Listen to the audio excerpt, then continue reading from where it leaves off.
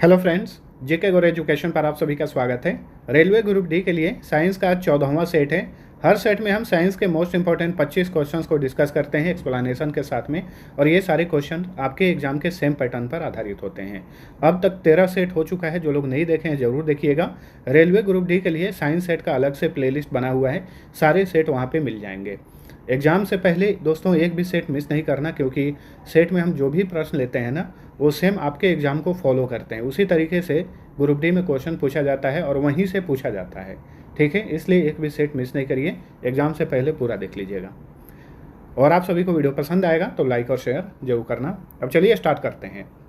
आज का हमारा पहला क्वेश्चन है, एक नाभिकीय रिएक्टर में मंदक का प्राथमिक कार्य क्या है।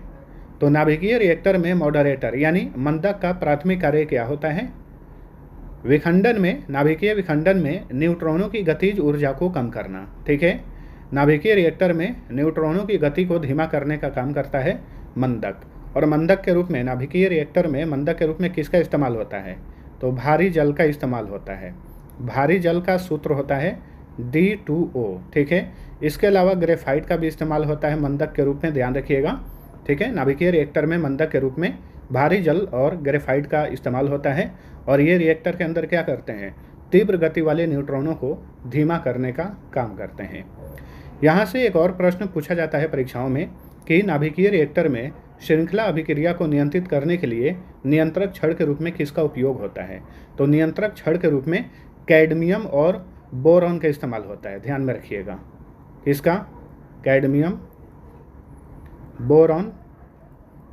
इसके अलावा कैडमियम बोरॉन आप ज़्यादा सुनते हैं, लेकिन इसके अलावा हेफनियम, ठीक है, नियंत्रक छड़ के रूप में हेफनियम। इसके अलावा इंडियम का भी इस्तेमाल होता है, इंडियम, ठीक है। और भी प्रश्न यहाँ से बनते हैं। अगर आपसे पूछ दे कि भारत का पहला नाभिकीय रिएक्टर कौन था, तो भारत का पहला नाभिकीय रिएक्टर था, उसका नाम था अप्सरा। अप्सरा को 1956 में स्थापित किया गया था। कहाँ पर, मुंबई के ट्राम्बे में, मुंबई के ट्राम्बे में इसे स्थापित किया गया था, भाभा एटॉमिक रिसर्च सेंटर में। चलिए अगला क्वेश्चन है। हाँ, ये क्विज है आप सभी के लिए। आवर्त सारणी पर मैंने वीडियो बनाया था, बहुत लोगों को पसंद आया। जो लोग नहीं देखें जरूर देखिएगा, उसमें हमने आवर्त सारणी को बहुत अच्छे से कवर किया हुआ है। और उसी से ये प्रश्न है, एस ब्लॉक के पहले समूह के तत्वों को डैश के रूप में भी जाना जाता है, ठीक है। तो इसका आंसर आप सभी लोग नीचे कमेंट करिए। चलिए अगला क्वेश्चन, प्रकाश विद्युत प्रभाव यानी फोटो इलेक्ट्रिक इफेक्ट की व्याख्या के लिए कौन सा मॉडल आवश्यक है। तो प्रकाश विद्युत प्रभाव की व्याख्या के लिए निम्न में से कौन सा मॉडल आवश्यक है। तो ये है प्रकाश का कण model, particle model of light, ठीक है। Option C right answer. Einstein ने प्रकाश विद्युत प्रभाव की व्याख्या करने के लिए मैक्स प्लैंक के क्वांटम सिद्धांत का उपयोग किया था, जिसमें प्रकाश को फोटॉन नामक ऊर्जा के कणों के रूप में माना जाता है। नेक्स्ट, चुंबकीय फ्लक्स घनत्व की एसआई इकाई क्या है। तो चुंबकीय फ्लक्स घनत्व की एसआई इकाई है tesla. Option B right answer. Tesla जो है ये 1 वेबर प्रति वर्ग मीटर के बराबर होता है, 1 वेबर प्रति वर्ग मीटर के ये बराबर होता है, ठीक है। तो चुंबकीय फ्लक्स घनत्व की एसआई इकाई क्या है, टेस्ला है। अगर आपसे कंफ्यूज करने वाला क्वेश्चन पूछेगा तो इस तरीके से भी पूछ सकता है कि चुंबकीय क्षेत्र की तीव्रता का एसआई मात्रक क्या होता है, तो टेस्ला ही इसका राइट आंसर होगा, ठीक है। और इसका एक अन्य मात्रक भी होता है एम्पियर प्रति मीटर, ध्यान रखिएगा। अच्छा ये बताइए, चुंबकीय फ्लक्स का एसआई मात्रक क्या होता है। चुंबकीय फ्लक्स का एसआई मात्रक क्या होता है।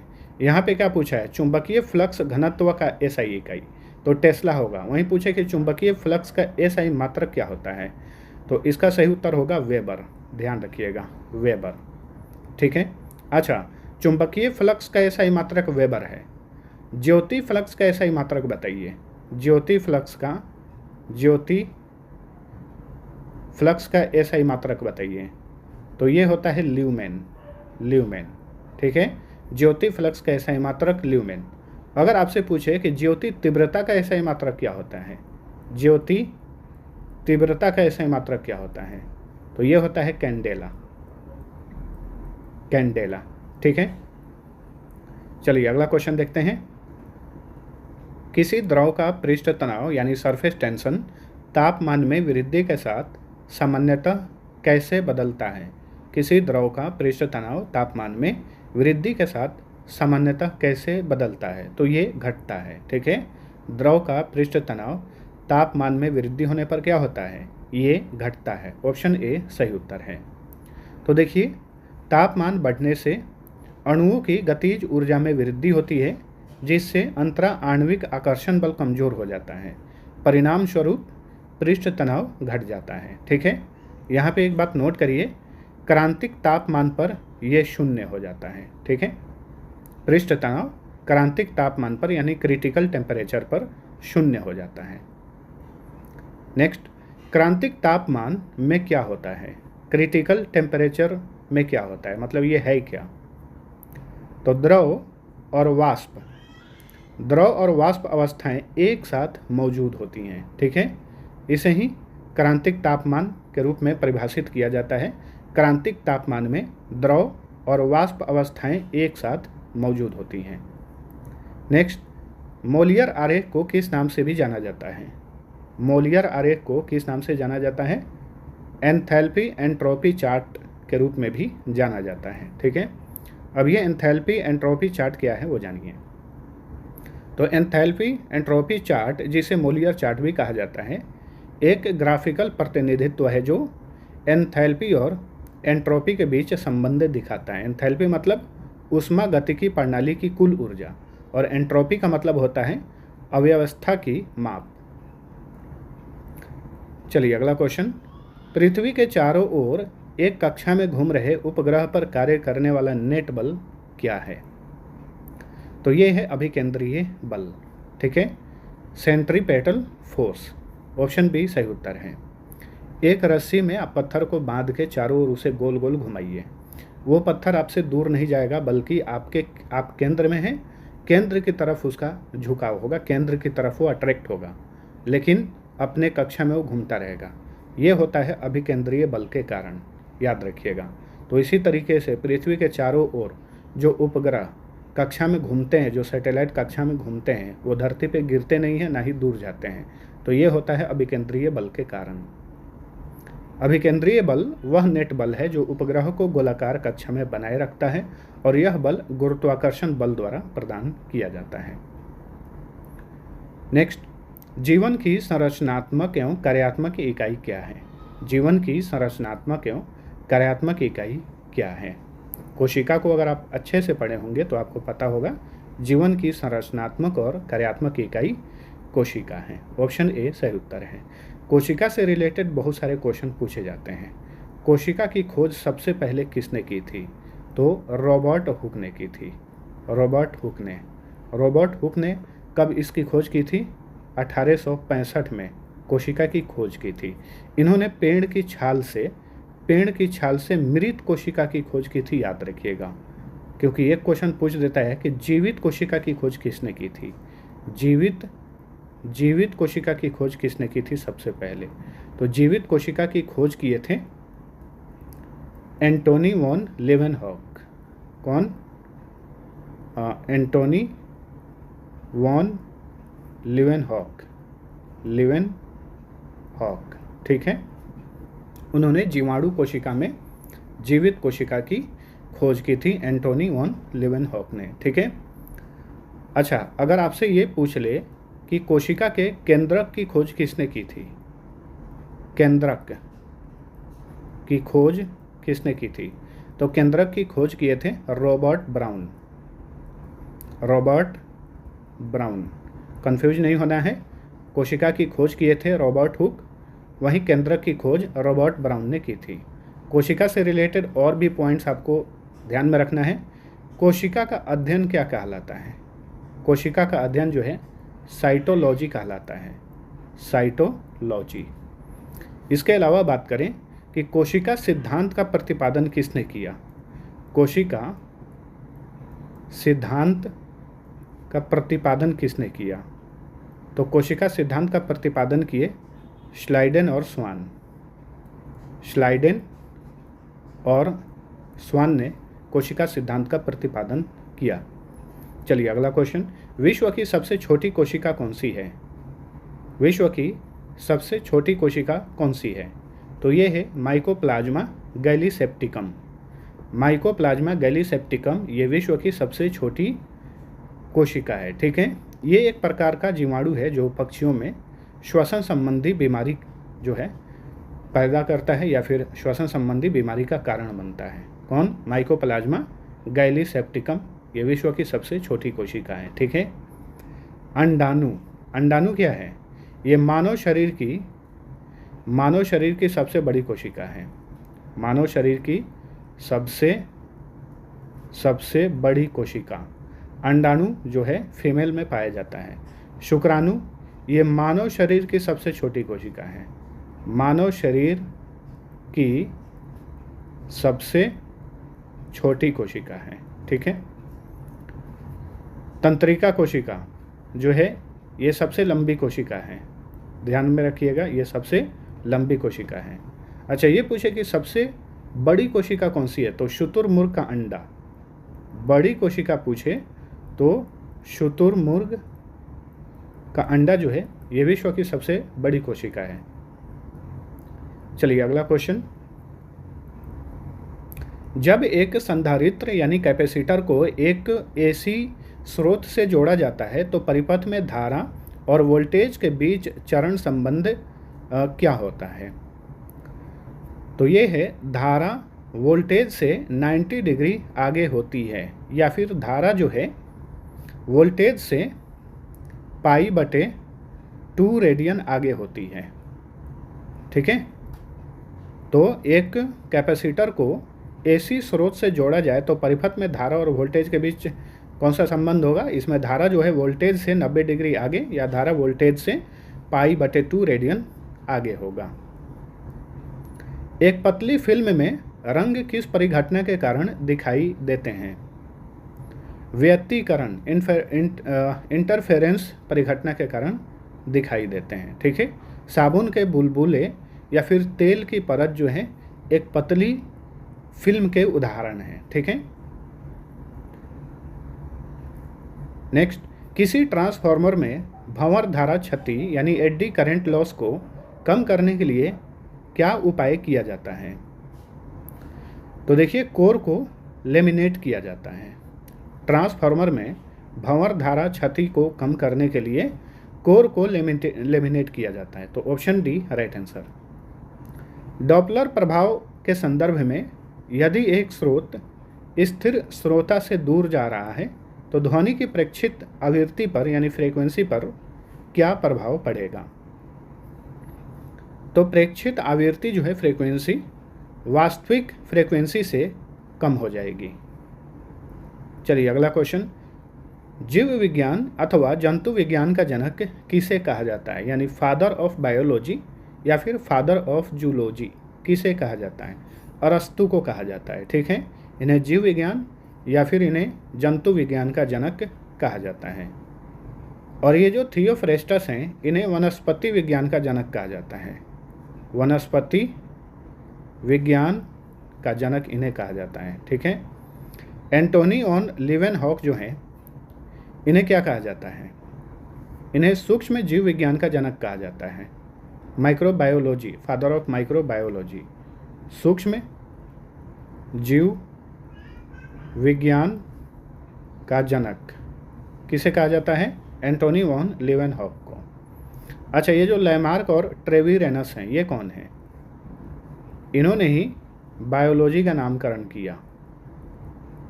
यानी जीव विज्ञान का नामकरण किसने किया? लैमार्क और ट्रेविरेनस ने। प्रकाश संश्लेषण में प्रकाश पर निर्भर अभिक्रियाएं कहाँ होती हैं? प्रकाश संश्लेषण में प्रकाश पर निर्भर अभिक्रियाएं कहाँ होती हैं? तो क्लोरोप्लास्ट के थाइलाकोइड झिल्ली में। ठीक है, तो क्लोरोप्लास्ट के थाइलाकोइड झिल्ली में उपस्थित इसके वर्णकों में जो है इस तरह की अभिक्रियाएं होती हैं। ठीक है, चलिए अगला क्वेश्चन, निम्नलिखित में से कौन सा आरएनए अणु आनुवंशिक जानकारी को नाभिक से राइबोसोम तक ले जाता है जहां प्रोटीन संश्लेषण होता है? तो ये है संदेशवाहक आरएनए यानी messenger RNA, messenger ribonucleic acid, option C right answer. ठीक है, तो आरएनए अणु आनुवंशिक जानकारी को नाभिक से राइबोसोम तक ले जाता है। कौन ले जाता है? एमआरएनए, यहीं पर प्रोटीन का संश्लेषण होता है। तो एमआरएनए का फुल फॉर्म होता है मैसेंजर राइबोन्यूक्लिक एसिड। ठीक है, अच्छा, स्थानांतरण आरएनए यानी टीआरएनए, इसका फुल फॉर्म होता है ट्रांसफर आरएनए यानी राइबोन्यूक्लिक एसिड। आरएनए का फुल फॉर्म पता होगा, केवल यहाँ पे जो स्मॉल लेटर में लिखा है उसका मीनिंग आपको समझना है। एक होता है ट्रांसफर आरएनए, ये है एसएन आरएनए, एसएन मतलब होता है स्मॉल न्यूक्लियस आरएनए, और ये है आरएनए यानी राइबोसोमल आरएनए, और ये है एमआरएनए यानी मैसेंजर आरएनए, ध्यान रखिए। चलिए अगला क्वेश्चन, वनस्पतियों में एपोमिक्सिस की प्रक्रिया क्या है? वनस्पतियों में एपोमिक्सिस की क्या प्रक्रिया जो है क्या है? बिना निषेचन के सीधे बीजांड यानी ओव्यूल से भ्रूण का निर्माण, इसे ही एपोमिक्सिस कहा जाता है। ऑप्शन डी सही उत्तर है। चलिए अगला क्वेश्चन, निम्नलिखित में से कौन सा यौगिक सबसे अधिक अम्लीय है? इनमें से कौन सा यौगिक सबसे अधिक अम्लीय है? तो ये है पिक्रिक एसिड। पिक्रिक एसिड को 2,4,6 ट्राइनाइट्रोफिनॉल भी कहा जाता है, इस बात को याद रखिए। और पिक्रिक एसिड का सूत्र होता है C6H3N3O7। तो इनमें से कौन सा यौगिक सबसे अधिक अम्लीय है? तो ये है पिक्रिक एसिड। ऑप्शन में और भी है, इनका भी सूत्र याद रखिए। एथेनॉल, एथेनॉल का सूत्र होता है CH3CH2OH। फिनॉल का सूत्र होता है C5H5OH। बेंजीन का सूत्र होता है C6H6। चलिए अगला क्वेश्चन, परमाणु कक्षक के आकार को निर्धारित करने वाला क्वांटम संख्या कौन सा है? तो ये है एजीमुथल क्वांटम संख्या। ठीक है, तो परमाणु कक्षक के आकार को निर्धारित करने वाला क्वांटम संख्या का नाम है एजीमुथल क्वांटम संख्या। इलेक्ट्रोलिसिस के दौरान एनोड पर कौन सी अभिक्रिया होती है? ऑक्सीकरण, ऑक्सीडेशन यानी उपचयन अभिक्रिया होती है। ऑक्सीकरण को उपचयन भी कहा जाता है। ठीक है, तो इलेक्ट्रोलिसिस के दौरान जो है एनोड पर ऑक्सीकरण यानी उपचयन की अभिक्रिया होती है। वहीं इलेक्ट्रोलिसिस के दौरान जो है अगर आपसे पूछे कि कैथोड पर कौन सी अभिक्रिया होती है, तो अपचयन अभिक्रिया होती है। अपचयन को ही अवकरण कहा जाता है। अवकरण इंग्लिश में इसे कहा जाता है रिडक्शन। ठीक है, चलिए अगला क्वेश्चन, निम्नलिखित में से कौन सा वर्गीकरण परमाणुविक संख्याओं पर आधारित है? आवर्त सारणी का ये क्वेश्चन है। तो ये है आधुनिक आवर्त सारणी। ठीक है, आधुनिक आवर्त सारणी जो है ये परमाणु संख्या पर आधारित है। और आधुनिक आवर्त सारणी का पिता किसे कहा जाता है? हेनरी मोसले को। हेनरी मोसले को आधुनिक आवर्त सारणी का पिता कहा जाता है, याद रखिए। केवल ऐसे पूछे कि आवर्त सारणी का पिता किसे कहा जाता है, तो मेंडलीव को कहा जाता है। वहीं आधुनिक आवर्त सारणी का पिता कहा जाता है हेनरी मोसले को। और इनकी जो आधुनिक आवर्त सारणी है ये परमाणु संख्याओं पर आधारित है, तत्वों के परमाणु संख्याओं पर आधारित है। नेक्स्ट, अधातुएं सामान्यतः विद्युत की कुचालक होती हैं, हालांकि ग्रेफाइट विद्युत का एक सुचालक है। क्यों ऐसे? क्योंकि इसमें मुक्त इलेक्ट्रॉन होते हैं। ग्रेफाइट में मुक्त इलेक्ट्रॉन होते हैं, इसलिए ये अधातु होते हुए भी विद्युत का सुचालक होता है। ग्रेफाइट जो है ये कार्बन का एक अपरूप है। निम्न में से किसे मुरिएटिक एसिड कहा जाता है? मुरिएटिक एसिड किसे कहा जाता है? तो मुरिएटिक एसिड कहा जाता है हाइड्रोक्लोरिक एसिड को। HCl जो कि हमारे पेट में यानी अमाशय में पाया जाता है। ठीक है, अमाशय में ये पाया जाता है हाइड्रोक्लोरिक एसिड, इसे मुरिएटिक एसिड भी कहा जाता है। अच्छा, ऑप्शन में और भी नाम है, सोडियम नाइट्रेट, तो इनका सूत्र याद रखना है। सोडियम नाइट्रेट का सूत्र होता है NaNO3, ठीक है। चिली साल्टपीटर, चिली साल्टपीटर को सोडियम नाइट्रेट भी कहा जाता है। इसके अलावा पोटेशियम नाइट्रेट को अन्य किस नाम से जाना जाता है? शोरा। कास्टिक सोडा को अन्य किस नाम से जाना जाता है? सोडियम हाइड्रोक्साइड, सोडियम हाइड्रोक्साइड, ठीक है। और इन सभी का सूत्र भी ध्यान रखिए। अगला क्वेश्चन, निम्नलिखित में से किसे पर्ल ऐश यानी मुक्ता भस्म कहा जाता है? तो पर्ल ऐश किसे कहा जाता है? K2CO3 को। और ये क्या है? ये पोटेशियम कार्बोनेट का सूत्र है। पोटेशियम कार्बोनेट का सूत्र है K2CO3, तो पोटेशियम कार्बोनेट को पर्ल ऐश भी कहा जाता है। अगला क्वेश्चन, जब 1 लीटर जल को 4 डिग्री सेल्सियस से 0 डिग्री सेल्सियस तक ठंडा किया जाता है तो इसका आयतन बताइए, आयतन क्या होगा? आयतन बढ़ता है। 1 लीटर जल को 4 डिग्री सेल्सियस से 0 डिग्री सेल्सियस तक ठंडा किया जाता है तो इसका आयतन जो है बढ़ता है। तो दोस्तों, ये था हमारा आज का सेशन। आप सभी को वीडियो पसंद आया है तो लाइक और शेयर जरूर करना, और इस क्विज का आंसर आप सभी लोग कमेंट करिए। इस ब्लॉक के पहले समूह के तत्वों को डैश के रूप में जाना जाता है, ठीक है। तो अब चलिए मिलते हैं अगले वीडियो में, तब तक के लिए टेक केयर।